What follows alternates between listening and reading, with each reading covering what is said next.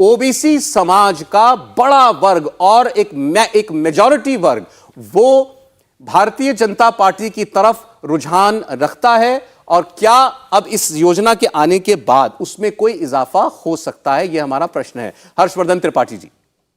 नहीं, देखिए सौरभ जी, मुझे लगता है कि जब हम ओबीसी कॉन्स्टिट्यूएंसी की बात करते हैं और मंडल की बात करते हैं तो ये दोनों अब एक नहीं है।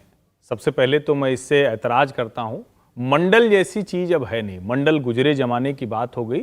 मंडल एक पॉलिटिक्स थी जिसमें पिछड़े समाज के लोगों को विशेष करके सरकारी नौकरियों में एक हिस्सा देने की बात थी। एम्पावरमेंट की बात थी उस समय, क्योंकि ये माना जाता था कि देश में उन लोगों को उनका हिस्सा नहीं मिल रहा है। जो उस वक्त रिपोर्ट थी मंडल आयोग की, उसके आधार पर एक हिस्सा उनको देने की कोशिश थी सरकारी नौकरियों में और शिक्षण संस्थानों में। लेकिन अब बहुत ज्यादा, जिसको हम कहें कि गंगा और मध्य प्रदेश के संदर्भ में कहें तो नर्मदा का पानी बहुत बह गया है।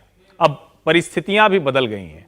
अब देश में जो अलग अलग पार्टी हैं उनके अगर हम जो टॉप पे बैठे हुए यानी हेड अगर देखें तो वो कौन है? नरेंद्र मोदी खुद पिछड़ी जात से आते हैं। शिवराज सिंह चौहान, जिस राज्य की हम बात कर रहे हैं उस राज्य में शिवराज सिंह चौहान पिछड़ी जाति से आते हैं और उस राज्य में उनको वोट भी उसी तरह से मिलता है। दूसरा, वो राज्य है जहां खेती पर सबसे ज्यादा प्रयोग करते हुए 10% प्लस की ग्रोथ लगातार 10 साल शिवराज सिंह चौहान लेने में कामयाब रहे। अब इसके आगे का चरण है, क्योंकि बहुत बड़ा वर्ग है जो खेती से उस तरह की चीजें नहीं कर पाया, अर्बनाइजेशन हुआ, तो ये शहरी पिछड़ों को, जो कामगार थे जो इस तरह का काम करते थे, जो उससे धीरे धीरे छूटते जा रहे थे और रोजगार दफ्तर तो अब था नहीं, तो वो प्राइवेट कंपनियों के सामने लाइन में थे अपना पारंपरिक काम छोड़कर।